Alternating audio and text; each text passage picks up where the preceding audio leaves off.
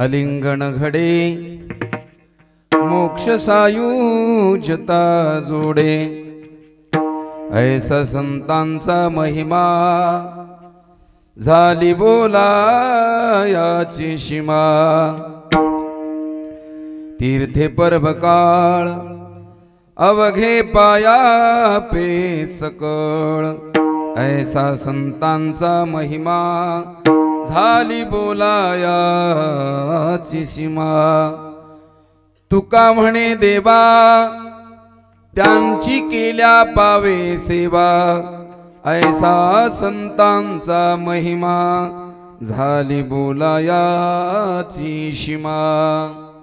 समचरण सरोजम सांद्रणीलांबुदाभं जगन्निहितपाणिं मण्डनं मण्डनानां, तरुण तुलसी माला कंधरं कंजनेत्रं सदयधवलहासं विठ्ठलं। पांडुरंग करू प्रथम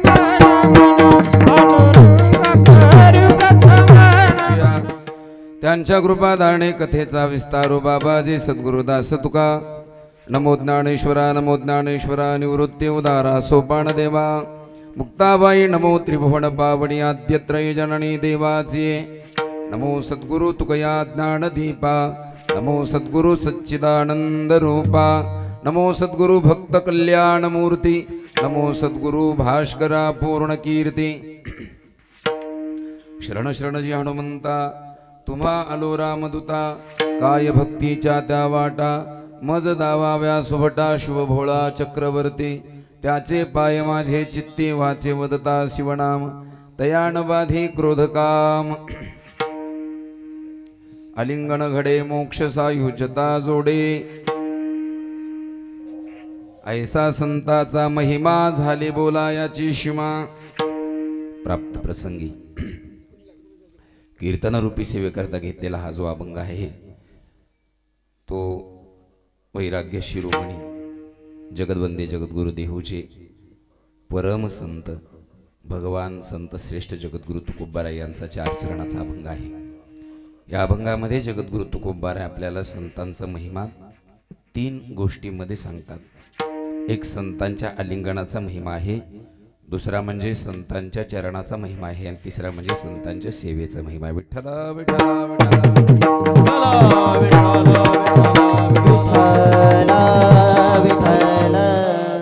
सेवेला सुरुवात करण्याच्या आधी प्रारंभ देणं अत्यंत गरजेचं आहे। हा जो काही उत्सव आहे तो कोणत्या निमित्तानं आहे सर्वांना माहीत आहे की गुरुवर्य स्वामीजींच्या निमित्तानं गुरुवर्य स्वामीजींना निरोगी आयुष्य प्राप्त व्हावं। थोडं वेगळं कमेऱ्यामध्ये बोलता त्यानिमित्तानं आमचे हरिभक्तीपरायण शिवाजी महाराज, आपण ज्यांना शिवाजी महाराज म्हणतो, शिवाजी शामराव राऊत, म्हणजे आमची भावकी बरं का।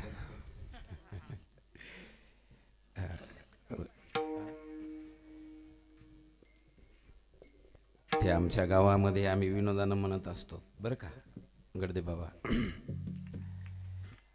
आमचा आडनाव आहे देवानी गजबच ठेवलंय बरं का। तुमचं बी आडनाव विशेषच येतच काय नाही, सगळ्याच चांगलं आडनाव आहे, पण आमचं जरा विशेष आहे अण्णा। आमचं आडनाव ज्ञानेश्वरीमध्ये सुद्धा आहे। हां, आणि आमचं आडनाव नसून पदवीचे बरं का, राऊत पदवी आहे। जाऊ द्या आता, पण हे राऊत म्हणजे असे राऊत नेहरीची भाकर दुपारा खाऊत, पण ताकद नसताना जबाबदारी अंगावर घेऊत आहे का। किती ताकद असन पण नाही, कार्यक्रम करायचा ही जबाबदारी आमच्या शिवाजी बाबाची मनात होती। गुरुवर्य स्वामीजींचं आरोग्य चांगलं राहावं म्हणून आपल्या गावामध्ये नामसप्ताह करायचा। तर शिवाजी महाराजांची संकल्पना आणि गावकऱ्यांनी सगळ्यांनी मनावर घेतलं। नाही नाही महाराज, तुमचा जरी संकल्प असला पण या संकल्पात आम्ही सगळे सहभागी आहोत।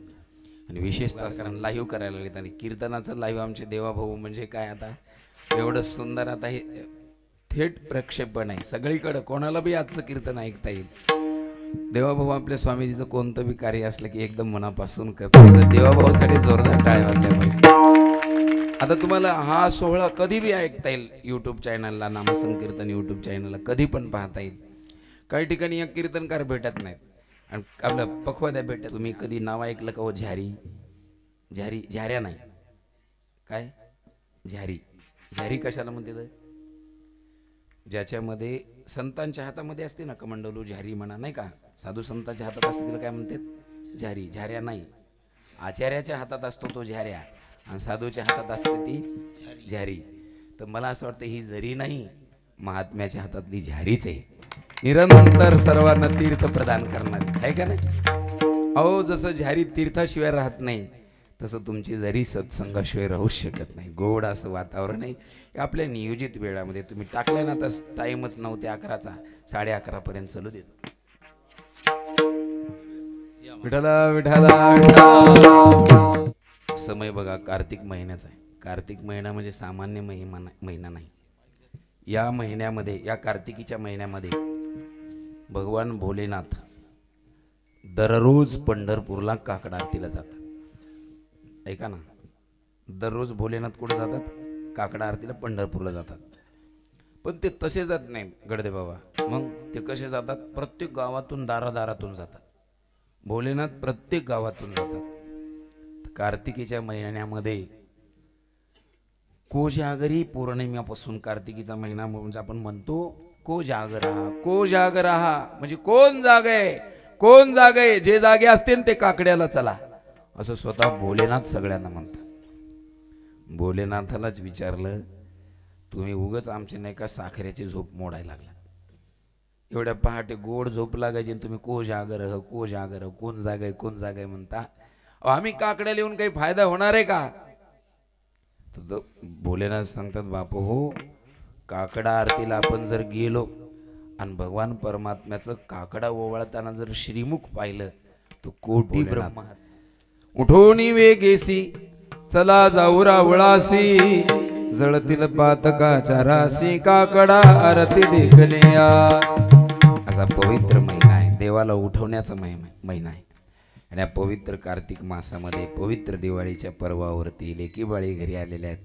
आणि त्या निमित्तानं हा उत्सव, आणि त्या उत्सवामध्ये आज दुसऱ्या दिवसाच्या कीर्तन सेवेकरता घेतलेला अभंग, अभंग आहे संतांचा महिमा सांगणारा. विठ्ठल हे बघा, तसं तर संतांचा महिमा फक्त स्पर्शाचा, चरणाचा आणि सेवेचाच आहे असं नाही. अहो संतांचा महिमा विचार जर केला तर संतांच्या नामाचा महिमा आहे. त्यांच्या नामाचा पण महिमा म्हणजे सामर्थ्य. महिमा शब्दाचा अर्थ काय होतो? सामर्थ्य. संतांच्या नामाचा महिमा आहे. त्यात पुन्हा संत ज्या भूमीत राहतात त्या भूमीचा बी महिमा आहे. पुन्हा संतांच्या सानिध्यात राहणाऱ्या जीवजंतूचा सुद्धा महिमा आहे. किती महिमा सांगू तुम्हाला. आज आलिंगनाचा महिमा सांगण्याच्या आधी मी तुम्हाला एक 2-3 महिमा आधी सांगतो. काय महिमा आहे? पहिली गोष्ट, संत ज्या भूमीमध्ये जन्माला आले त्या भूमीचाच महिमा सांगतो. विठ्ठल आता मायबाप लक्ष द्या बरं का, जरा लक्ष द्या. तुम्ही जर कधी आमच्या रस्त्यानं आला असताना शेलूवरून परतूरला जाताना तर हातगाव गाव लागते, पाहिलं असेल तुम्ही. त्या हातगावला मोठ्या मोठ्या खाणी आहेत, खाणी आहेत आणि त्या सध्या पाण्यानं भरलेल्या आहेत. अशा खाणी आहेत, तिथं कोणी राखणदार नाही. पण मी एकदा असा प्रवास करत असताना एका जंगलामध्ये चारी बाजूला अशी मिलिटरी पाहिली आणि विचार करू लागलो, इथं जंगलात मिलिटरी कशामुळे असेल. आम्ही गाडी थांबवली. एका मिलिटरी म्हणला मुद्दाम जवळ जाऊन विचारलं, साहेब काय इथं काय मिलिटरीचं केंद्र आहे का? म्हणजे नाही महाराज. एवढे सगळे तुम्ही इथं का? मग त्याने सांगितलं, महाराज इथं खाण आहे. काय आहे? आणि आम्ही सगळे जवान या खाणीचं रक्षण करायला लागलो.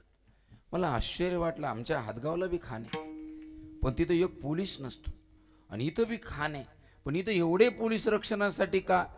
मी मग त्या जवानाला विचारलंच, म्हटलं का हो काय, आमच्या इकडे बी खाण आहे पण त्याला कोणी राखणदार नाही, आणि तुमच्या इकडे खाणीला तुम्ही एवढे जवान रक्षण करायसाठी का? त्यांनी सांगितलं, बाबा तुमची खाण दगडाची आहे आणि आम्ही ज्या खाणीचं रक्षण करतो ती हिऱ्याची खाण. खाणी तर दोन्ही ठिकाणी आहेत पण एक खाण हिऱ्याची आहे आणि एक खाण दगडाची आहे. तसं गावं तर सर्वच गाव आहेत, पण काही गाव फक्त माणसं जन्माला घालणार आहेत आणि काही गावं संत जन्माला घालणार आहेत, म्हणून त्या भूमीचा महिमा. जन्मला निधान रत्नाची दिखार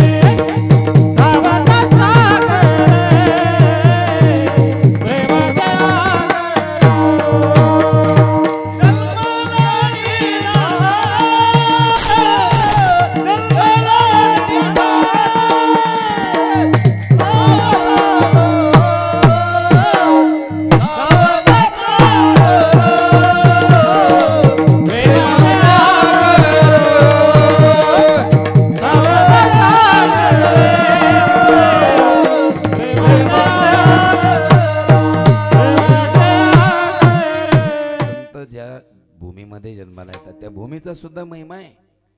भूमी महिमावान आहे. ऐका ना, कणीस एकदम चांगलं दिसल्यावर लोक म्हणे वाह काय जेवारी, काय जेवारी. लय कौतुक करू नका जेवारीचं, आधी खाली बुडाला पहा काळीचा वावरी म्हणून कणीस ठोकरे. भूमीचे मार्दव सांगे कुंभाचे लवलव नाना आचार गौरव सुकुलिनाची भूमी चांगली लागली, कणीस चांगले येत. पवित्र भूमीमध्ये पंडित महाराज गोड पवित्र ते कुळ कुलम पवित्रम जननी कृतार्था. पवित्र आहे ते कुळ, पवित्र आहे ती भूमी, ज्या भूमीमध्ये संत जन्माला येतात. म्हणून भूमीचा सुद्धा महिमा आहे. भजनाची सुरुवात करताना आपण गोड म्हणतो ना, अलंकापुरी पुण्य भूमी पवित्र. का बरं पवित्र आहे आळंदी? त्याचं कारण आहे, त्या ठिकाणी विश्व माऊली ज्ञानराज माऊली जन्माला आलेत ना, म्हणून आळंदी भूमी पवित्र आहे. आळंदी अशी भूमी पवित्र का? तर ज्ञानोबरायांच्यामुळं. तर संत जन्माला येतात ती भूमी सुद्धा महिमावान असते. बरं, जन्माला आलेले जेथे वैष्णवाचा वास धन्य भूमी पुण्य देश, धन्य भूमी पुण्य देश, धन्य भूमी पुण्य देश.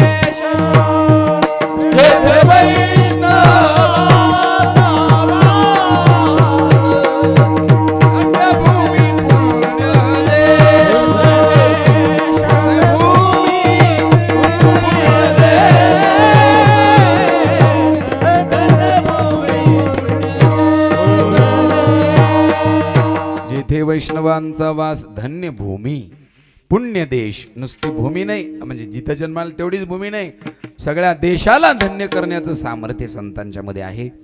म्हणून भूमीचा महिमा आहे. संत ज्या ठिकाणी जन्माला येतात त्या भूमीचा महिमा आहे. त्याच पद्धतीनं साधूच्या नामाचा बी महिमा आहे, नाही का? साधूच्या नामाचा महिमा काय हो? किती गोड महिमा आहे संतांच्या नामाचा महिमा. आपण जुन्या काळामध्ये गाथ्यामध्ये अभंग नाही आत्ताच्या, पण जुन्या गाथ्यामध्ये अभंग आहे, किती गोड आहे. ज्ञानेश्वर ज्ञानेश्वर मुखी म्हणता चुकतील फेर, ज्ञानदेव म्हणता माया गेली समूळ विलया. तुकाराम तुकाराम नाम घेता कापेयम. संतांच्या नामाचा महिमा आहे. संतांच्या ज्या भूमीत जन्माला येतात त्या भूमीचा महिमा आहे. असे महिमावंत संत, त्या संतांच्या आलिंगनाचा महिमा जगद्गुरु तुकोबाराय सांगतात. संतांच्या आलिंगनाचा महिमा काय आहे त्याचं वर्णन करताना जगद्गुरु तुकोबाराय सांगतात, बाबा हो, खरं तर संतांचं आलिंगन जीवनामध्ये होणंच शक्य नाही, पण झालंच यदा कदाचित संतांचं आलिंगन, तर त्या व्यक्तीला जे फळ मिळतं ते फळ अनंत अनंत काळ साधना करून जे मिळत नाही ते फळ संतांच्या आलिंगनानं मिळतं. काय फळ आहे संतांच्या आलिंगनाचं?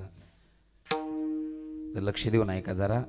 जन्माला आलेल्या प्रत्येक माणसाला 4 पुरुषार्थ प्राप्त करायचे. किती? त्याच्यातला पहिला पुरुषार्थ आहे धर्म, दुसरा पुरुषार्थ आहे अर्थ, तिसरा पुरुषार्थ आहे काम, आणि चौथा पुरुषार्थ आहे मोक्ष. दोन पुरुषार्थ सोडून लोक दोन पुरुषार्थाच्याच मागे लागलेत, काम आणि अर्थ. धर्म आणि मोक्षाकडे कोणाचंच लक्ष नाही. मानव म्हणून जन्माला आलो तर जीवनामध्ये धर्म घडलाच पाहिजे. जो धर्मानं वागतो धर्म त्याचं रक्षण करतो. धर्मो रक्षती रक्षित. लक्ष देऊ नाही का? जो धर्म सांडतो मनोनी स्वधर्मो जो सांडील तयाची काळू दंडील. चोर मनोने हरेल सर्वस्व तयाचे. जीवनातला स्वधर्म असो अथवा धर्म असो तो चुकता कामा नये. कोणता धर्म? कशाला म्हणायचं धर्म? मी ज्या धर्मात जन्माला आलो तो माझा हिंदू धर्म, बरोबर आहे. त्या हिंदू धर्माचं तर आपण सर्वांनी पालन केलंच पाहिजे. काळाची गरज आहे. ऐका, जसं प्रत्येकाला आपल्या धर्माचा स्वाभिमान आहे हो. लक्ष देऊ नाही का माय बाबू? हे बाजूलाच माझ्या एक छोटीशी म्हणजे वास्तू आहे, मस्जिद आहे. किती घर आहे तिथं? 10-15 घरं असतील. पण ते बांधव बिचारे मुस्लिम बांधव किती म्हणजे आनंदानं रोजच्या रोज नित्यनेमानं मस्जिदीमध्ये जातात. जात असताना कसे जात नाहीत, हातपाय धुवून जातात ते, लक्षात ठेवा. आणि किती काम असू द्या, शुक्रवारी तर सगळे कामधंदे सोडून जातात बिचारे. प्रत्येक शुक्रवारी लाखा करोडाचं काम सोडून मस्जिदमध्ये जातात. पण आपले माणसं मात्र आपल्याला अजिबात आपल्या मंदिराचा याचा स्वाभिमान नाही. आता थोडेसे गाव आहेत असे की ज्या गावामध्ये दर शनिवारी आरतीला सगळं गाव हजर राहतं. गुरुवर्य स्वामीजीने इथं आरतीची पद्धत सुरू करून दिली, ती अखंड आतापर्यंत चालू आहे. त्याबद्दल एकदा खरंच मनापासून धन्यवाद. याचा अर्थ आपण काहीतरी शिकलो पाहिजे दुसऱ्यांकडून आपल्या धर्माविषयी. जसं प्रत्येकालाच आपला धर्म चांगला वाटला पाहिजे, पण आपला धर्म चांगला आहे म्हणून दुसऱ्याच्या धर्माला नाव सुद्धा ठेवायचे नाहीत. पण जो आपल्या धर्माला सोडून परधर्माचं आचरण करतो त्याच्या जीवनामध्ये दुःख प्राप्त होतं. म्हणून आपण जन्माला आलो तो आपला हिंदू धर्म आहेच, त्याच्यासाठी आपण आपल्या जीवनाचं रान केलंच पाहिजे. पण माणूस म्हणून जन्माला आलो तर त्याच्यात बी काही आपला धर्म ध्यानात ठेव. पहिला धर्म आहे मानव धर्म. त्याच्यात पुन्हा कोणता धर्म आहे? ऐका ना, आपण लहान असताना आपल्याला कडा खांद्यावर ज्यांनी खेळवलं, आपली माय, आपण लहान असताना तिच्या अंगावरचं दूध आपल्याला पाजायला पुरत नव्हतं, तेव्हा तिनं काय केलं माहितीये का? पीठ भाजलं आणि भाजलेलं पीठ पाण्यात टाकलं, त्याच्यात थोडंसं मीठ टाकून त्या मिठाचंच काय केलं, मिठाचं पीठ आणि पीठ मीठ एकत्र करून त्याचं दूध आपल्याला करून पाजलं. आणि आपल्याला मीठ पीठ पाजून त्या माईनं आपल्याला वाढवलं, आपल्याला जग दाखवलं. आज आपल्याजवळ काय नाही सांगा, सगळ्या गोष्टी आहेत. कशामुळं? आपल्या माईमुळं बापामुळं, नाही का? तर जर आपण मोठं झालो तर आपल्या मायबापाची सेवा करणं हा धर्म आहे का अधर्म आहे? याला पुत्र धर्म म्हणतात. कोणता धर्म म्हणतात? पुत्र धर्म आहे. तो धर्म आपण पालन केलं पाहिजे. ऐका ना, कधी कधी तर मला असं वाटतंय की आपण एखाद्या वेळेला जर डब्यातलं पीठ पाहिलं आणि भरणीतलं मीठ पाहिलं, पिठाकडे पाहून आपल्याला आपली माय दिसली पाहिजे त्याच्यामध्ये. हमवरुनी वासराले साठती जवागाय, तवा मले तिच्या मध्ये दिसती माझी माय, खरे दिसती माझी माय. दुष्काळात मायेच्या माझा आटला होता पाणा. दुष्काळामध्ये त्या माईला दूध नव्हतं, तिनं काय केलं? पिठामध्ये पाणी टाकलं आणि ते भाजलेलं पीठ मला तिनं पाजलं. तर असं मीठ आणि पीठ दिसलं की त्या मिठामध्ये आपली माय आपल्याला दिसली पाहिजे. म्हणून आपल्याला ज्यानं जन्म घातला त्याची सेवा करणं हा आपला धर्म आहे, हा पुत्र धर्म आहे. आणखीन कोणता धर्म आहे हो? ज्यांनी आपल्याला परमार्थाचा रस्ता दाखवला. 1,500 रुपये दिलेत तुम्हाला, 2 महिन्याचा ऍडव्हान्स दिले.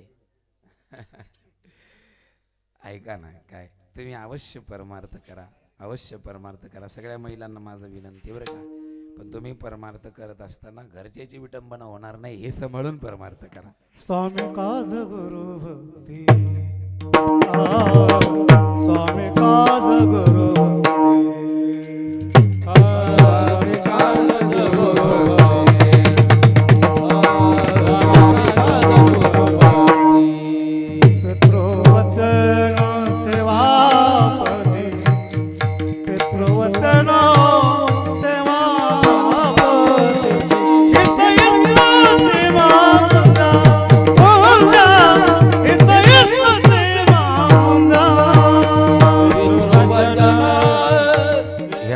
स्वामी काज गुरु भक्ती पितृवचन सेवा पती पतीची सेवा हा स्त्रियाचा धर्म आहे.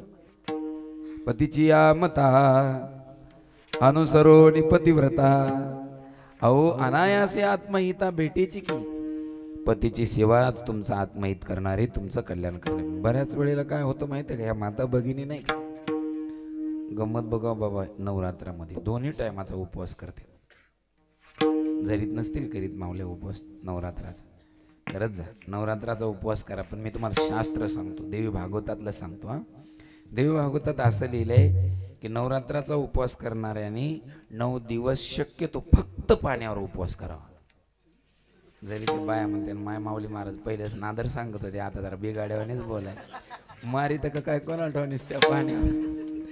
9 दिवस नुसत्या पाण्यावरच उपवास करायचा. तुम्ही म्हणाल बाबा आम्हाला एवढे कामं करावं लागतात, मग नुसत्या पाण्यावर आम्ही जगन का. मग पुन्हा सांगितलं त्या देवी भागवतामध्ये दूध पिऊन उपवास करा.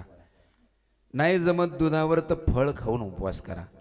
नाही जमत फळा खाऊन तर मग त्या देवी भागवतात असं सांगितलं 1 टाइम जेवण करून उपवास धरा. पण भेंडर खायचे सांगितलेले नाही. देवी भागवतातलं सांगायला हे तुमच्या मनाचं आहे, बाकीचं शास्त्र तुम्हाला काय खायचं तुम्ही ठरवा. आणि 2 टाइम नका करत जाऊ उपवास असं सांगितलंय देवी भागवतामध्ये. 1 वेळेला फलहार करा, एका टायमाला फळं खा. दुपारा जर लागत असेल भोग तर दुपारा जेवण करा, संध्याकाळी फळ खाऊन आराम करा. फराळ खा बरं जाऊ द्या. पण निवळ 9 दिवस उपवास करायचे. एक बाई जर 9 दिवस उपवासानंतर अशी म्हणजे पहिल्या दिवशी उभी करायची काट्यावरती आपल्या मोजमापाचं नाही का ते, त्याच्यावर तिचं जर 50 किलो असेल ना तर 9 दिवसावर ती बिचारी 42 किलोवरच येते. 8 किलो वजन कमी करायचं. कापसे याचायला का दुसऱ्या गावच्या बाया आणायच्या का मग सांगा बरं. लय काय परमार्थ आहे बघा. उपवासी तापाशी राहणं हा परमार्थ नाही. शरीर धडधाकट ठेवा, तंदुरुस्त ठेवा. जास्त उपवास करू नका. एकच उपवास करा, एकादशी आणि सोमवार. हे 2 उपवास केले, जास्त उपवास करायची गरज नाही. पतीची सेवा वेळेवर करणं हाच तुमचा धर्म आहे. म्हणून मी तुम्हाला पुरुषार्थ सांगत होतो. तो पहिला पुरुषार्थ कोणता आहे बोला? धर्म हा पुरुषार्थ आहे. दुसरा पुरुषार्थ कोणता आहे? अर्थ. जीवनामध्ये थोडं पैसा कमवणं हाही पुरुषार्थ आहे, पण तो चांगल्या मार्गाने कमवला पाहिजे. जोडून या धन उत्तम व्यवहारे उदास विचारे वेच करी. चांगल्या मार्गाने मिळवलेला पैसा आपल्याला समाधान देत असतो. वाईट मार्गाने आलेला पैसा आपल्या घरामध्ये चांगलं करत नाही ना. तुम्ही बघा बरं, तुम्हाला असं वाटत असन जे लोक आता 2 नंबरच्या धंद्यातून पैसे कमवले किती श्रीमंत आहेत की काही चिंता करू नका. यांची श्रीमंती जास्त दिवस टिकणारी नसती. त्यांच्या घरामध्ये मग काय व्यसनी लोक निघतात, काय काय होतं नाही का. म्हणून 2 नंबरचं नको धन आपल्याला, अजिबात नको 2 नंबरचं धन. हे जे कष्टानं मिळेल जितकं मिळेल तेवढंच आपल्याला आपल्या कष्टानं मिळालेलं जे आहे तेच धर्माचा अर्थ आहे. भाई स्वधर्मांत होते जे जे मिळे आपणा ते. आपल्या कष्टानं आपल्याला जे मिळालेलं आहे आणि त्याच कष्टाच्या पैशातून ऐका ना, एखाद्या माणसानं अहो एवढा मोठा सप्ताह केला, एवढा मोठा सप्ताह केला, फलाण्यानं केवढा मोठा सप्ताह केला. मी आता नागपूरला गेलो होतो, गुरुवारी स्वामीजींचं दर्शन घेऊनच गेलो होतो मागच्या आठवड्यामध्येच. मला असं वाटतंय तर मी नागपूरला गेलो होतो. तिथं इतका मोठा सप्ताह केला. महाराष्ट्रातला एक कीर्तनकार त्यांनी म्हणजे इतका वजनाचा आणला होता की ज्याचं पाकिट 1 लाख रुपयाचं. एवढा मोठा सप्ताह केला त्या ठिकाणी. लोकही भरपूर होते.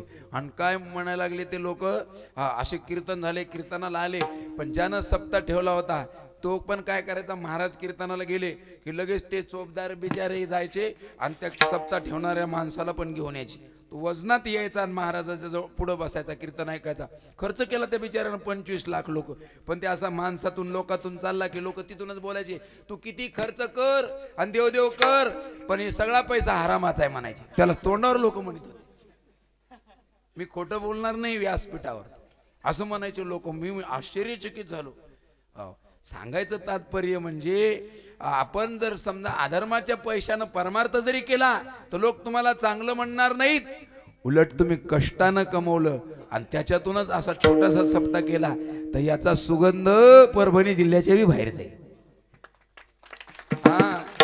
आता हे तुम्ही आता ह्या गावातला एक व्यक्ती आता एवढं मोठं 2-2 पोते रोजचं दळून आणायचं, रोजचं जेव घालायचंय, ह्याच्यातला 1 रुपया ह्या सगळ्या भगवत भक्ताच्या घामाचा पैसा द्या. आणि घामाचा पैसा असल्यामुळं असू द्या लोक थोडे, असू द्या सगळं छोट्या खाण्यामध्ये, पण तुम्हाला सांगतो इथं जी रंगत आहे, इथं जी सात्विकता आहे, ती सात्विकता लाखो लोकात सुद्धा येणार नाही ध्यानात ठेवा. म्हणून कष्टानं जे असतं ना ते फार चांगलं असतं. म्हणून अर्थ कमवणं, पैसा कमवणं आपला पुरुषार्थ आहे, पण तो कष्टानं कमवला.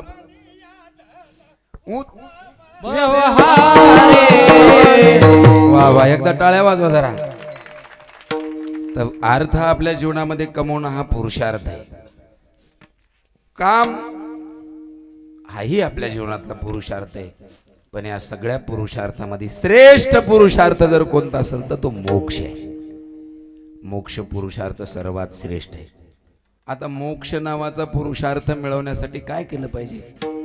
मोक्षाची प्राप्ती कशानं होईल जीवनामध्ये? ऐका, मोक्षाची प्राप्ती, मोक्ष म्हणजे काय? आपल्या स्वरूपाची ओळख म्हणजेच मोक्ष आहे. मोक्ष म्हणजे काय? मोक्ष शब्दाचा अर्थ सांगतो, लक्ष देऊन ऐका. मो म्हणजे मोह आणि क्ष म्हणजे क्षय. मोहाचा क्षय म्हणजेच मोक्षाची प्राप्ती. आता तुम्ही म्हणाल की बाबा तुम्ही सांगितलं आम्हाला मोह नष्ट होणं म्हणजेच मोक्ष, पण मोह म्हणजे काय हे बी कळायला पाहिजे ना. मोह म्हणजे काय? थोडक्यात सांगतो. मोह नावाचा धागा, ये मोह मोह के धागे, हे तुमच्यासारख्याला अडकून टाकतील ह्याच्यात नवल नाही. माझ्यासारख्याला बी, आमच्यासारख्याला सुद्धा मोह नडतो बाबा. ते लाईव्ह चालू आहे, पण सांगावं का नाही होतं कधी कधी, पण तरी सांगतो ना. आमचं अंतकरण तुम्हाला कळालं तर तुम्हाला बी वाटत ना, नाही हे बी आमच्यासारखेच आहेत. काल मला एक फोन आला, बाबा म्हणजे काय, शिव महापुराण कथेची तारीख पाहिजे. आता उद्या परवापासूनच एक शिव महापुराण नागपूरलाच आहे.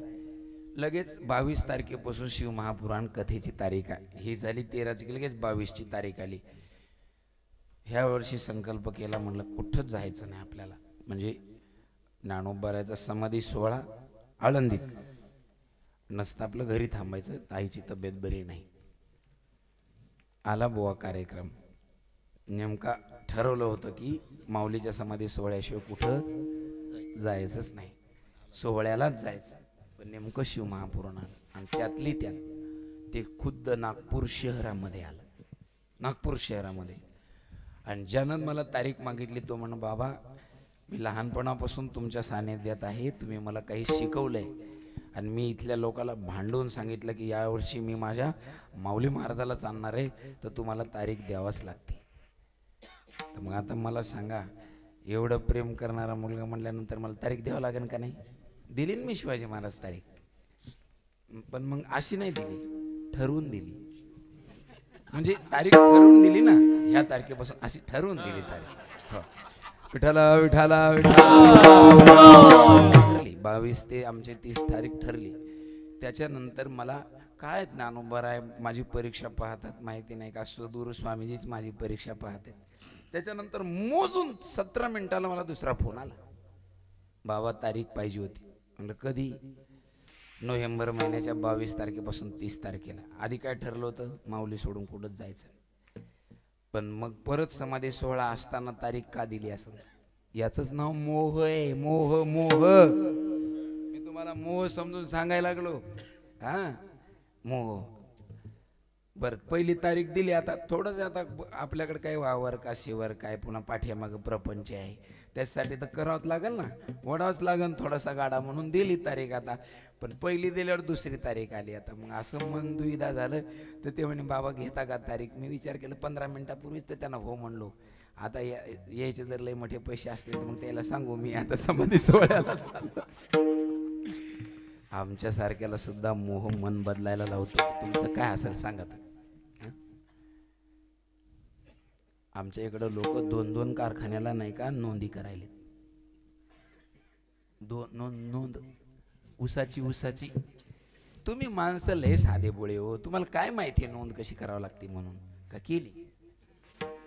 बरं मला हे सांगा, एकाच कारखान्याला की तुम्ही बी आमच्यासारखे 2-2 कारखाने?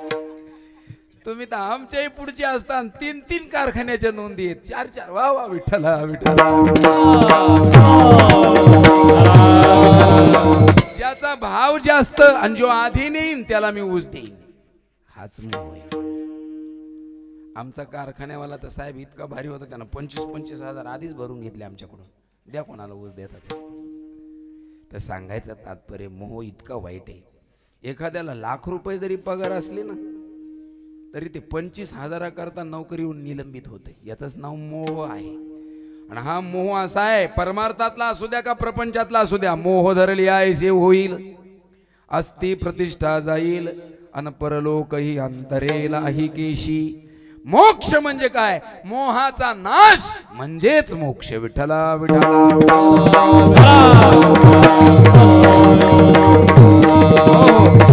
असा मोहाचा क्षय होणं म्हणजे मोक्ष आहे. पण ऐका, फार कठीण आहे मोक्ष मिळणं. मोक्ष म्हणजे काय? असं गठोडं थोडंच आहे, उचललं की दिलं तुमच्या हातामध्ये. पण असं आहे, काय आहे? जो मोक्ष कठीण आहे तो देवाच्या चरणाजवळ आहे. देवाच्या चरण मोक्ष दुराराध्यू किर होय, परी तोही आराधी तुझे पाय. मोक्ष परमात्म्याच्या चरणाजवळ आहे. परमात्म्याच्या चरणाजवळ असेल मोक्ष. पण ऐका, कठीण असणारा मोक्ष आमच्या संताच्या घरी दास.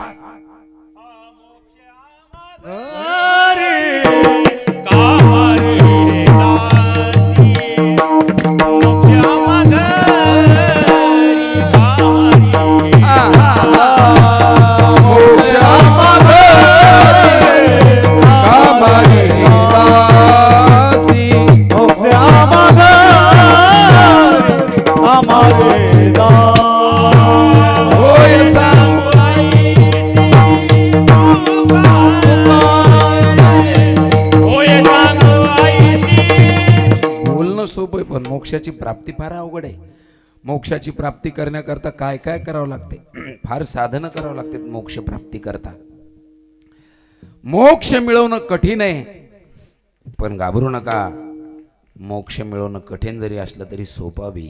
बाबा, मोक्ष मिळवणं सोपं जर असेल तर कशानं मिळेल? काय नाही, जीवनामध्ये एकदा मुखी नामाते मोक्षे,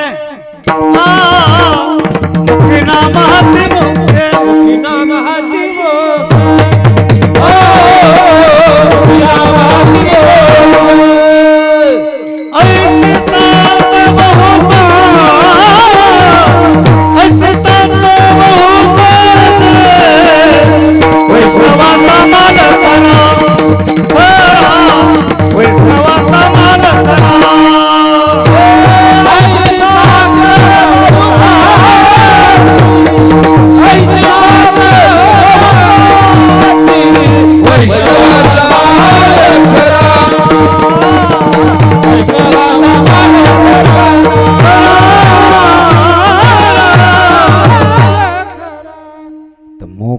कठीण आहे मिळायला, पण मिळतो तो कशानं? तर सोपं साधन आहे. त्याच्याकरता पहिलं साधन आहे नामस्मरण. मुखी नाम हाती मोक्ष.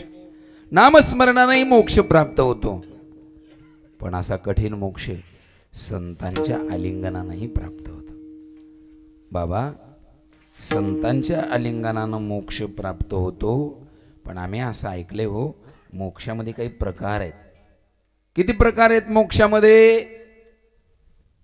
हर गोष्टीत प्रकार आहेत बाबा, हर गोष्टीत प्रकार आहेत.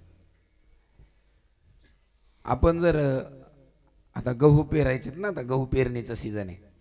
दुकानदाराकडे गेलं जर म्हणलं द्या बरं गव्हाचं बी, ते आपल्याला विचारते कोणती जात पाहिजे सांग. म्हणजे गव्हामध्ये सुद्धा प्रकार आहेत म्हणा, आहे का नाही? बियामध्ये एवढे प्रकार आहेत. तसं मोक्षात काय प्रकार आहेत? हो, 4 प्रकारचा मोक्ष आहे. कोणता कोणता? पहिला मोक्ष आहे त्याचं नाव आहे स्वरूपता मोक्ष. दुसरा मोक्ष आहे समीपता मोक्ष. तिसरा मोक्ष आहे सलोकता. आणि चौथा सायुज्यता. पहिला देवासारखं स्वरूप प्राप्त होणं. जा रे त्यांना, जा बाबा जा. विठ्ठला, परमात्म्यासारखं स्वरूप प्राप्त होणं स्वरूपता मोक्ष. देवासारखं स्वरूप प्राप्त होतं कोणाला? नामस्मरण करणाऱ्याला, नामधारकाला देवासारखं स्वरूप प्राप्त होतं. आपण तर बऱ्याच वेळा ऐकले ना, जाता जाता सांगतो फक्त असं एकदा भगवतीच म्हणायला लागल्या की का हो मी असं ऐकलंय भजन करणाऱ्याला म्हणा तुमच्यासारखंच रूप प्राप्त होते. देव म्हटले हो, म्हणजे तुमच्यात आणि त्याच्यात काहीच बदल नाही. भगवान म्हणले अजिबात नाही. जवळच्या माणसाला बी ओळखायला येत नसेल तुम्ही कोणते तुमचा भक्त कोणता. देव म्हणले नाही मला बी नाही यायचं ओळखायला. भगवान म्हणले तुला सुद्धा नाही येणार ओळखायला. हां हसले आईसाहेब म्हणल्या माय मी तुमच्या चरणाची निरंतर सेवा करते आणि मला तुमच्यासारखा जरी तुमच्यासारखा भगवत भक्त असला तरी भक्त आणि तुम्ही मला ओळखायला येणार नाही म्हणजे काय झालं. अहो एक नाही दोन नाही लाखात मी तुम्हाला ओळखून काढीन. भगवान म्हणले मग जरी एवढा असेल तर चला हा जाओ आरतीचं ताट सजून आणि मी माझ्या भक्तात जाऊन उभं राहतो. आल्या आईसाहेब आरतीचं ताट सजून आणि भगवान परमात्म्याला ओळायला आल्या. पाहतात तर बाप रे बाप सगळे सारखे. जिकडे पावे तिकडे चतुर भुजा गोबा. जिकडे पावे तिकडे चतुर भुजा गोबा. जिकडे पावे तिकडे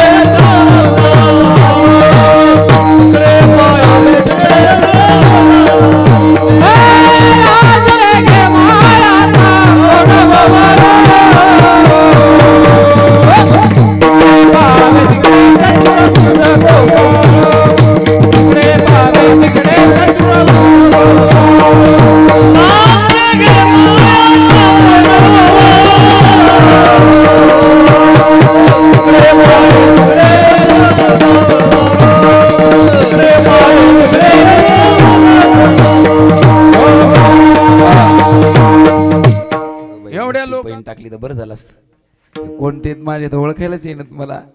म्हणल्या बाई जाऊ द्या आता इथं नाही ओळखायला येत ना मी आता द्वारकेतच जाते तिथं तर ओळखील ना. आईसाहेब द्वारकेत गेले तर देवाला अशी लीला केली तिथले आपल्यासारखेच करून टाकले. ओवाळू मी गेली माय गेले द्वार जिकडे पहावे तिकडे चतुर्भुज सारे के.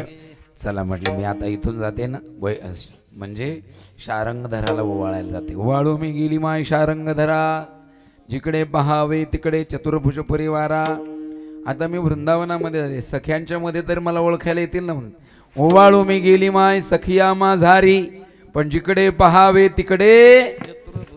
नाराज झाल्यान पंढरपुरात वापस आल्या तर सगळं पंढरपूरही चतुर्भुज दिसू लागलं. नामदेवराय भेटले म्हणे आई नाराज का झाल्या. नामा काय ते सकाळी सकाळी आमच्यामध्ये पैन टाकली होती. कशाची. तुमचे भक्त तुम्ही सारखेच दिसता का ते. मग म्हटले हो. मी म्हटलं मला ओळखायला येणार का नाही का. तब नामदेवरायाला आईसाहेब म्हणल्या ते म्हणले तुला मी ओळखायला नाही येणार. आणि आम्ही पैन टाकली बाई सकाळपासून फिरायला लागले संध्याकाळी 9:30 वाजले तरी सापडायचा काही पता नाही. आता मला वाटतं मी हरते नामदेवा. नामदेवराय म्हणले आईसाहेब चिंताच करू नका. ज्याच्या गळ्यात वैजयंती माळ आणि पायाचं चिन्ह छातीवर त्याला जाऊन ओवाळा तुम्ही. सगळ्याला आपलं रूप देतो पण वैजयंती माळ आणि पायाचं चिन्ह कोणाला देत नाही. आईसाहेबांना अशी नजर टाकली लाखात फक्त एकच होता ज्याच्या छातीवर पायाचं चिन्ह गळ्यात वैजयंती माळ होती. ताड ताड आईसाहेब गेल्या म्हणजे उभे राहा ओवाळू द्या मला आज पाडवा आहे. आज नाही पाडवा. ज्या दिवशी पत्नी आपल्या मालकाला ओवाळती त्या दिवसाला काय म्हणायचं. पाडव्याच्या दिवशी बाईनं आपल्या मालकाला ओवाळायत असते. बायाने आपल्या मालकाला कोण्या दिवशी ओवाळायचं. आता आपल्या इथं फक्त पोळ्यालाच पद्धत आहे बैला बरोबर मालकाला ओवाळायचं. ऐका माफ करा हो मी असं सहजच बोललो मला काय. बरं बैलाला ओवाळतात कोण्या दिवशी आणि त्या बैल झाल्यावर कोणाला ओवाळतात. बरं खरंच सांगा तुम्ही इमानदारीने पाडव्या दिवशी किती जणींनी मालक ओवाळलेत. ते माहीत होतं पण काय होतंय बऱ्याच वेळेला मग आडी अडचणी पुन्हा ध्यानात बी राहत नाही आहे का नाही. जाऊ द्या पाडव्याच्या दिवशी मालकाला माऊलीने आपल्या पत्नीनं ओवाळावं. असं ओवाळायसाठी आईसाहेब गेल्या म्हणजे ओळखीला का नाही असं हात कपाळाला लावायचं की देवानं हात धरला म्हणजे थांबा काय इमानदारीने सांगा अभ्यास करून पास झाले का कॉफी करून. मग त्या म्हटल्या तुम्हाला देवा खोटं कसं बोलाव. नामदेवरायानं कॉफी पुरवली. विष्णुदास नामायेने दाविली खूण. पहिला जो मोक्ष आहे त्या मोक्षाचं नाव काय बोला. देवासारखं स्वरूप भेटणं त्याला स्वरूपता मोक्ष म्हणतात. दुसरा जो मोक्ष आहे त्या मोक्षाचं नाव काय आहे समीपता. देवाच्या निरंतर जवळ राहायला भेटणं याचं नाव समीपता मोक्ष आहे. आणि तिसरा जो मोक्ष आहे तो देवाच्या लोकात राहायला भेटणं. पण या तीनही मोक्षापेक्षा श्रेष्ठ मोक्ष जर कोणता असेल देवाच्या स्वरूपामध्ये मिळून जाणं त्याचं नाव आहे सायुज्य मोक्ष. पण आता या तिन्ही मोक्षापेक्षा श्रेष्ठ मुक्ती श्रेष्ठ मोक्ष सायुज्य मोक्ष. आणि एवढा कठीण मोक्ष, एवढा श्रेष्ठ मोक्ष मिळेल कशानं? तो केवळ आणि केवळ आलिंगन घडे, मोक्ष सायुज्यता जोडे. सर्वात श्रेष्ठ असणारी मुक्ती, सर्वात श्रेष्ठ असणारा मोक्ष संतांच्या आलिंगनानं प्राप्त होतो. बाबा, आलिंगनाचे काही प्रकार आहेत बरं का. काय प्रकार आहेत आलिंगनाचे? किती प्रकार आहेत? साधारणतः आपल्याला एक 3-4 आलिंगनाचे प्रकार करता येतील. पहिलं जे आलिंगन आहे त्या आलिंगनाला म्हणतात कामनेचं आलिंगन. कोणतं आलिंगन? कामनेचं आलिंगन. दुसरं जे आलिंगनाला कामनेचं आलिंगन म्हणतात, त्याच्यामध्ये आपण जास्त बोलू नये. संसारिकामध्ये जे असतं ते आलिंगन कामनेचं आहे, वासनेचं आलिंगन आहे. त्याच्यानंतर दुसरं जे आलिंगन आहे त्याचं नाव आहे कपटाचं आलिंगन. कपटाचं आलिंगन कशाला म्हणतात? कोण कोणाला दिलं होतं तुम्हाला सर्वांना ज्ञात आहे. 100 कौरव मारले आणि आंधळ्या धृतराष्ट्राची सेवा पांडव करू लागले. इतकी इमानदारीनं सेवा करू लागली चुलत्याची. लोक बापाची सेवा करत नाही तेवढी सेवा चुलत्याची करू लागली. पण तरी सुद्धा त्याच्या मनामध्ये धूर्त होता तो आंधळा. आणि त्याला असं वाटायचं माझे 100 मेलेत, मी एक तरी मारेन, त्याच्यात माझ्या दुर्योधनाला मारणाऱ्या भीमाचा मग त्यांना सांगितलं, धर्मा काय काका, मला असं वाटतंय रे भीम भेटलाच नाही मला, तर भीमाला तरी आण रे भेटायला. तर धर्मराजा बिचारा एवढा भोळा नाही का, भोळे माणसं दुसऱ्याचं मन नाही ओळखू शकत. आणि म्हटलं बरं काका उद्याच आणतो. सांगितलं अरे भीमा काय दादा, अरे काकाने तुला नाही का भेटायला बोलवलं. बरं बरं बरं बरं आत्ताच निघालो. म्हणून जे भीम निघाले चालले होते तेव्हा म्हणे थांब कुठं चाललास? आमच्या काकाने बोलवलं. म्हटले अरे असं नको जाऊ, थांब चल म्हणले आधी मानताला चल. मग त्याला घेऊन गेले लोहाराकडं. लोहाराला सांगितलं भीमा एवढाच पुतळा बनवायचा, आणि ते सुद्धा कशाचा बनवायचा आहे? लोखंडाचं बनवायचं आहे. ते बी लोखंड, पुन्हा साधं लोखंड नाही, पोलादाचं लोखंड बनवायचं. लोखंडाचा पोलादाच्या लोखंडाचा भीमा एवढा पुतळा बनवून. भीमदादा म्हणले दादा देवा हे काय जिवंतपणीच माझा पुतळा बनवायला लागले म्हणले. अरे हा म्हणे तुझं कार्यच इतकं मोठं आहे, जिवंतपणीच तुझा पुतळा बांधायचा. आणि असं म्हणून भीमदादाचा पुतळा बनवला आणि गेले सगळे पांडव गेले. आणि धर्मराजाने सांगितलं आलेत भीमदादा तुम्हाला भेटायला. हा ये भीमा मला तर खूप भेटू वाटतंय. देवाने सांगितले लोखंडाचा भीम त्यांच्या जवळ द्या. जे भीम म्हणून असं लोखंडाचा पुतळा दिला त्या धृतराष्ट्राजवळ. आणि त्या आंधळ्याने विचार केला आता मेलेत ना त्यांचे 100, याच्यातला 5 एक मारतो. असं धरलं दिलं आलिंगन, असं कडकड दाबलं. अहो 12 हत्तीचं बळ होतं त्या धृतराष्ट्रामध्ये. लोखंडाचं पीठ केलं. आणि भीमदादा म्हणाला बाबो यानं लोखंडाचं पीठ केलं, मी जर त्याच्या आलिंगनात गेला असतं तर देव म्हणले तो तर थालीपीठच झाला असतं. म्हणजे धृतराष्ट्राने भीमाला दिलेले जे आलिंगन होतं ते कपटाचं आलिंगन होतं नाही का. छत्रपती शिवरायांना दिलेलं अफजल खानानं जे आलिंगन होतं ते कपटाचं. असं बसलेला होता तो.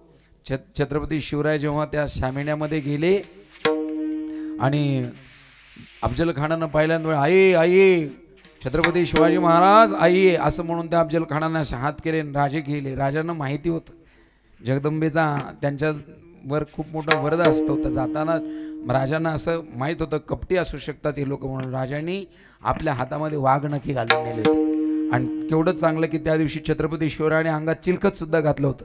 आणि आलिंगनाच्या निमित्तानं गेला आणि त्याने छत्रपती शिवरायाला आपल्या बगलीत दाबलं. इतकं जोरात दाबलं आणि वरून असा घेतला, असा खंजीर महाराजाच्या अंगावर घातला. पण चिलखतामुळे त्याचा वार वाया गेला. त्यावेळेला राजाने आपले वाघनख घातले आणि त्या अफजल खानाला मारून टाकलं. अफजल खान मेला. पण अफजल खानाने छत्रपती शिवरायाला जे आलिंगन दिलं होतं ते कोणतं आलिंगन होतं? कपटाचं आलिंगन. एक कामनेचं आलिंगन आहे, एक कपटाचं आलिंगन आहे आणि एक वात्सल्याचं आलिंगन आहे. वात्सल्याचं आलिंगन म्हणजे कशाला म्हणतात? जसं की एखादा छोटासा मुलगा आणि पहिल्याच दिवशी नाही का घर सोडून कुठं गेला नाही, आईला सोडून शाळेमध्ये गेला. तर शाळेत दिवसभर गेला तर कधी घराच्या बाहेर न निघालेलं लेकरू शाळेत गेलं की माईला त्या दिवशी कामच सुधरत नाही. इकडून तिकडून येतील पाहते आलं का माझं बाळ, आलं का माझं बाळ.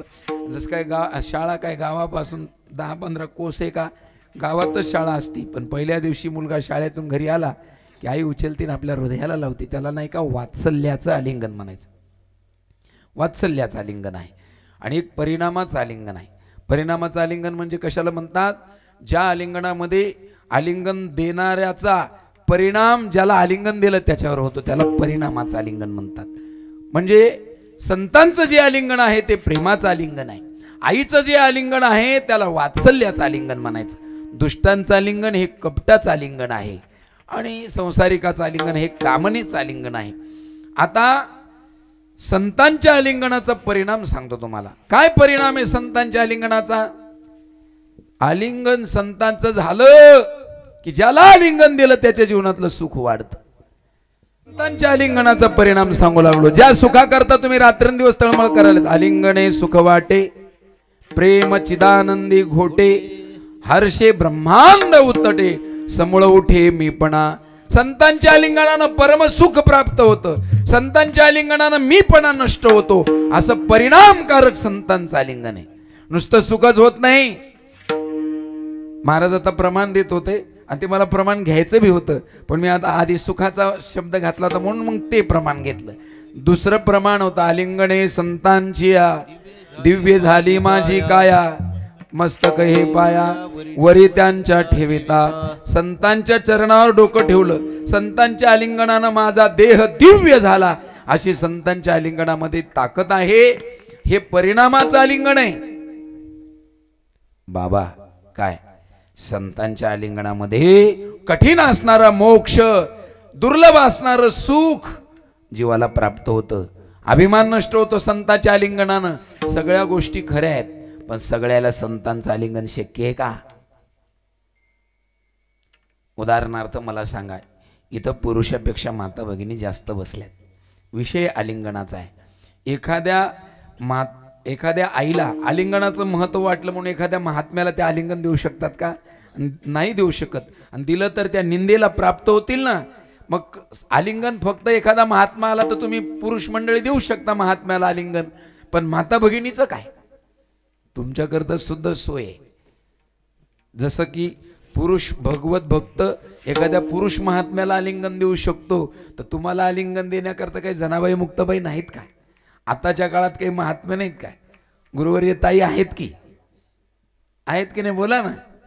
एका बाजूला स्वामीजी आहेत तर तुमच्याकरता ताई पण आहेत ना. मोठ्या स्वामीजीनं सगळ्यांची व्यवस्था करून ठेवली ना.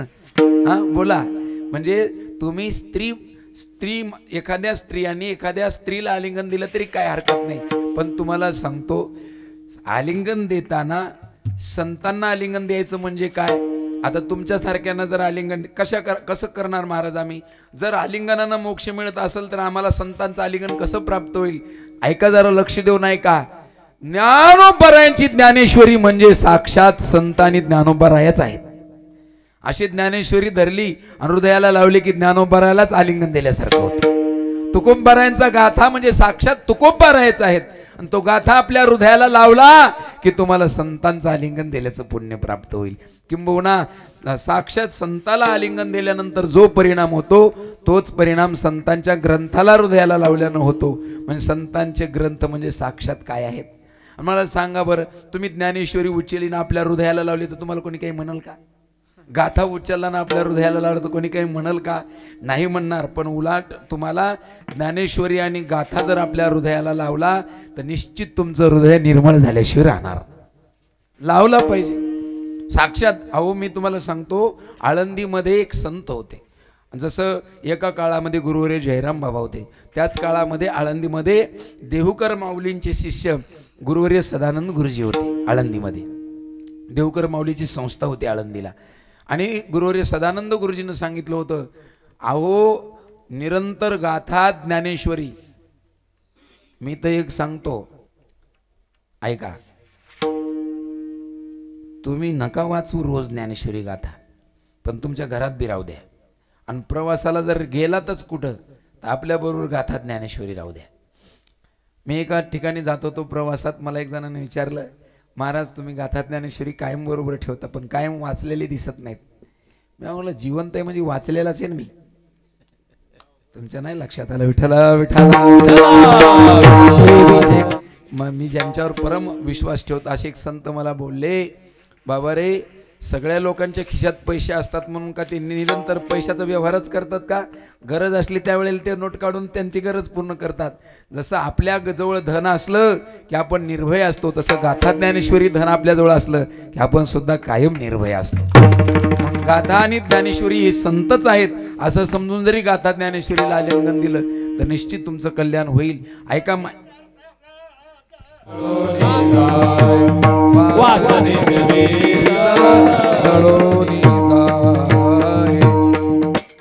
पुढं.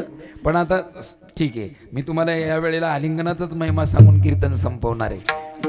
आलिंगनामध्ये आपण पाहिलं गाथा ज्ञानेश्वरी, तर गुरुजींनी सांगितलं होतं ज्ञानेश्वरीला आलिंगन देणं म्हणजे साक्षात ज्ञानोबरायला आलिंगन आहे. आणि म्हणून या आलिंगनाचा परिणाम आहे ते आमच्या छत्रपती शिवरायांची सासरवाडी फलटण गाव. त्या फलटणच्या सईबाई या निंबाळकरांच्या कन्या होत्या.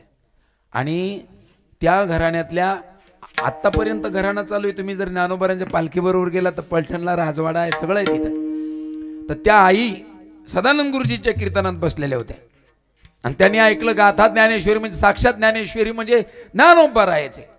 कुठेही निघालं तर पैसे जर जसं धन आहे तसं ज्ञानेश्वरी धन आहे.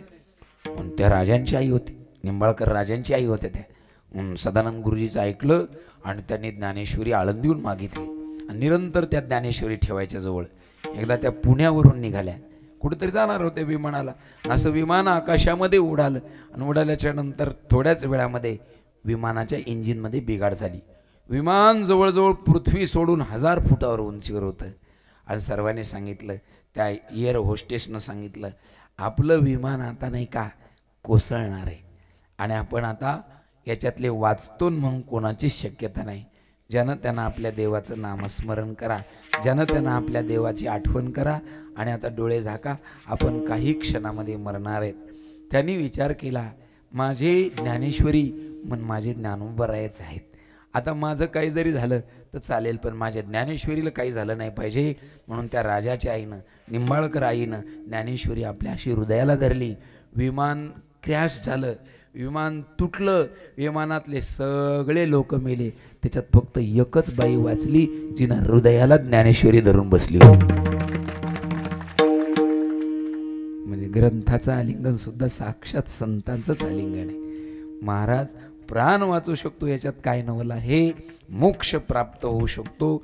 म्हणून आलिंगन घडे, मोक्ष सायुज्यता जोडे. ज्ञानेश्वरी पारायण चालू आहे नाही तर ज्ञानेश्वरी पारायण करणं म्हणजे संतांचं आलिंगनच ध्यानात ठेवा. संतांना हात जोडणं सुद्धा आलिंगन म्हणजे असं डायरेक्ट आलिंगन देणं म्हणजेच आलिंगन नाही. काही वेळेला वाच्यार्थ घ्यायचा, काही वेळेला लक्षार्थ घ्यायचा, नाही का आलिंगन. तर अशा आलिंगनकडे मोक्ष सायुज्यता जोडे. बाबा आम्ही तर असं ऐकले, मोक्षाच्या प्राप्ती करता साधन चतुष्टयानं युक्त असला पाहिजे. साधन चतुष्टय कशाला म्हणतात? विवेक, वैराग्य, शमदम षटक आणि पुन्हा काय चौथं काय? शमदमध्ये षटक आणि त्याच्यामध्ये जिज्ञासा, मोक्षप्राप्तीची तीव्र तळमळ असली पाहिजे त्याच्या ठिकाणी.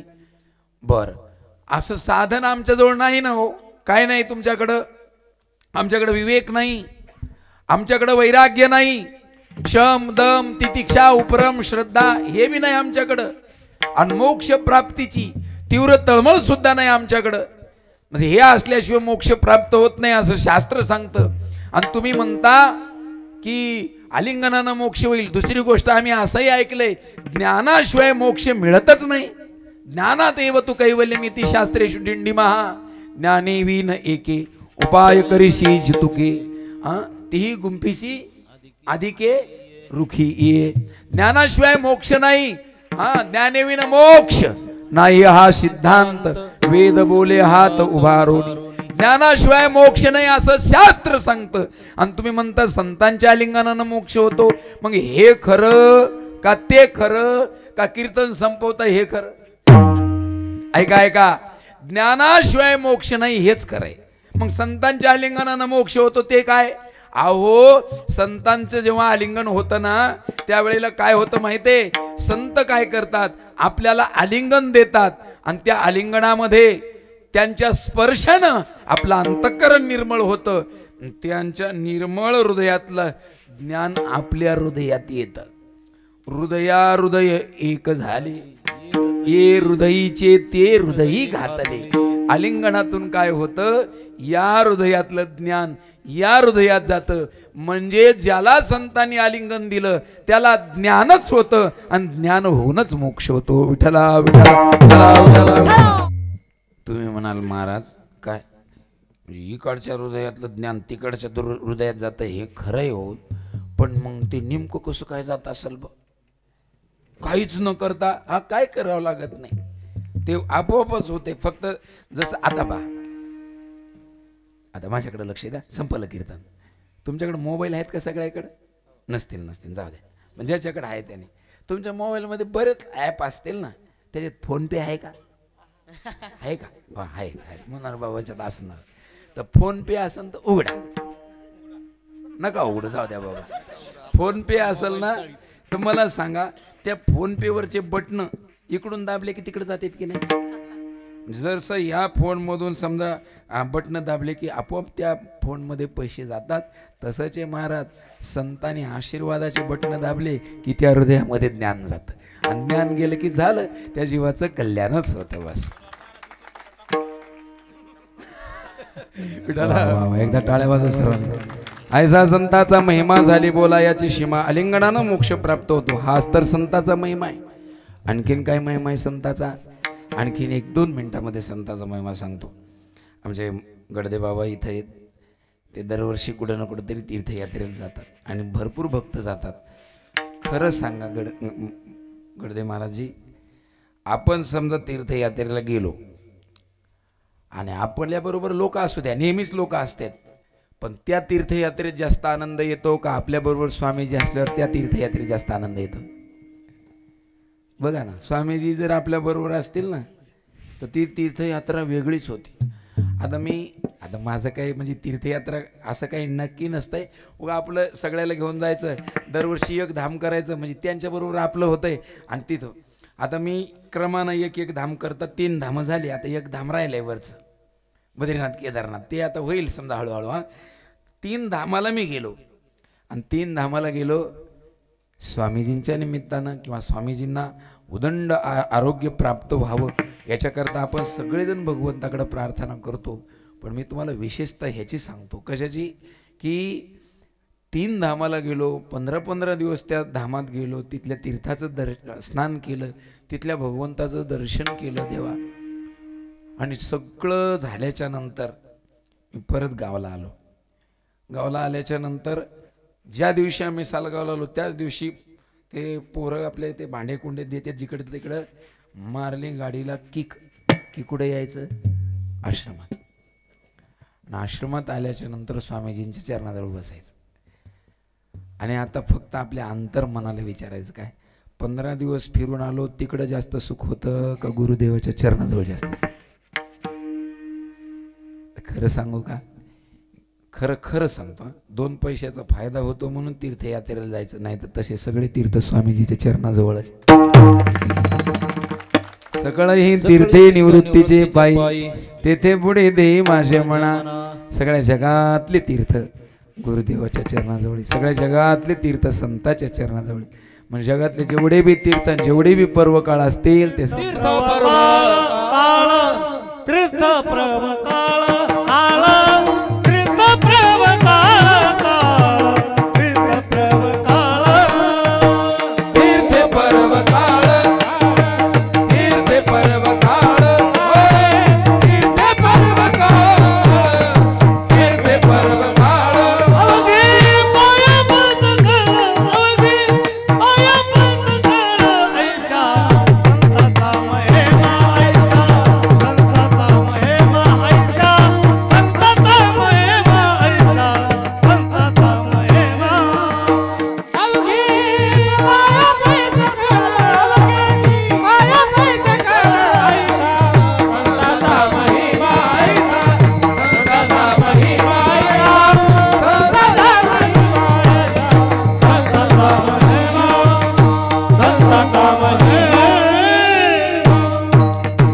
सगळे पर्व काळ संतांच्या चरणाजवळ आहेत. संतांचे चरण म्हणजे सामान्य चरण नाही, देवा ज्या चरणाची इच्छा साक्षात देव सुद्धा करतो. संतांचे सुख झाले या देवा, मनवुनी सेवा करी त्यांची, देव सुद्धा साधूच्या चरणाची अपेक्षा करतो. देव इच्छी रज चरणीची माती, धावत चालते नामयाच्या पाठी चाले किशोराज, लागावया रज चरणाचे. संतांच्या चरणाचा महिमा आहे. ऐका ना, संत चरणाचं म्हणजे सगळे तीर्थ संतांच्या चरणाजवळ आहेत. सर्व पर्वकाळ संतांच्या चरणाजवळ, तीर्थे पर्वकाळ अवघी पाया पे सकळ. अशा संतांच्या चरणाचा महिमा आहे, अशा संतांच्या आलिंगनाचा महिमा आहे. आणि अशा संतांच्या सेवेचा महिमा आहे. काय महिमा आहे सेवेचा? अशा संतांची सेवा केली की ती साक्षात परमात्म्याला प्राप्त होते.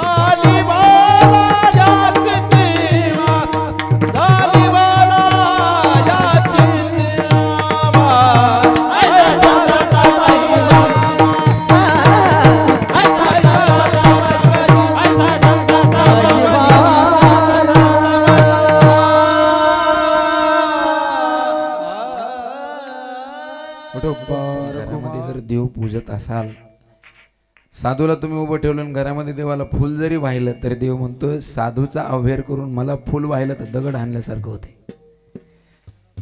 म्हणून असं करा ना, देवाला थोडं राहू द्या आणि आलेल्या साधूचा सत्कार करा. देव सारावे परते संत पूजावे आरते. पण मग संतांची सेवा न करता देवाची सेवा करायला गेलो की देव नाराज होतो. मंत्र पुष्प देवा श्री नेती दगड तैसे वरी.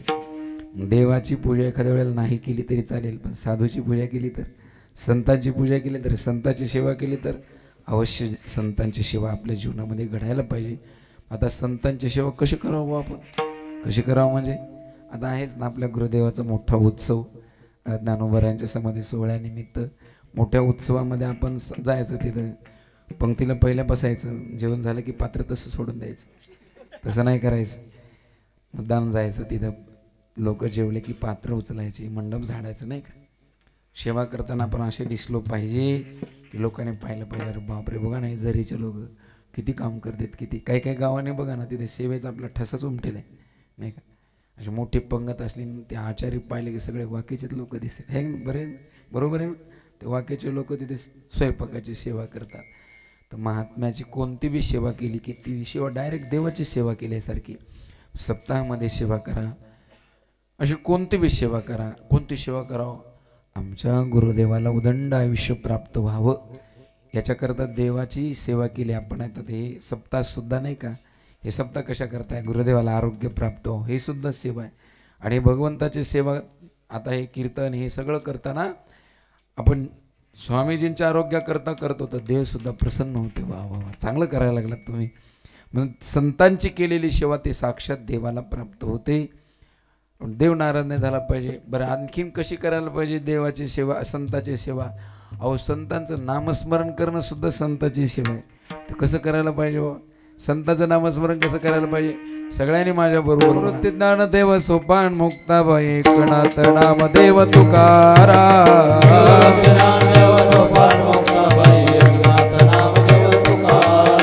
टाळे वाजून सर्वांनी म्हणायचंय, निवृत्ती ज्ञानदेव सोपान मुक्ताबाई एकनाथ नामदेव तुकारा.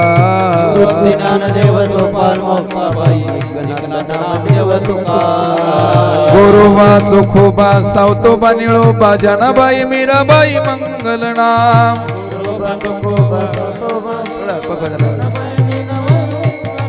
ओ गोरोबा चोखोबा सावतोबा निळोबा जनाबाई मीराबाई मंगल नाम.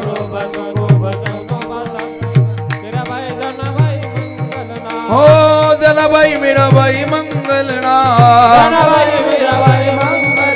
हे निवृत्ती ज्ञानदेव सोपान मुक्ताबाई, निवृत्ती ज्ञानदेव सोपान मुक्ताबाई एकनाथ नामदेव तुकारा. बोला बोला बोला. निवृत्ती ज्ञानदेव सोपान मुक्ताबाई.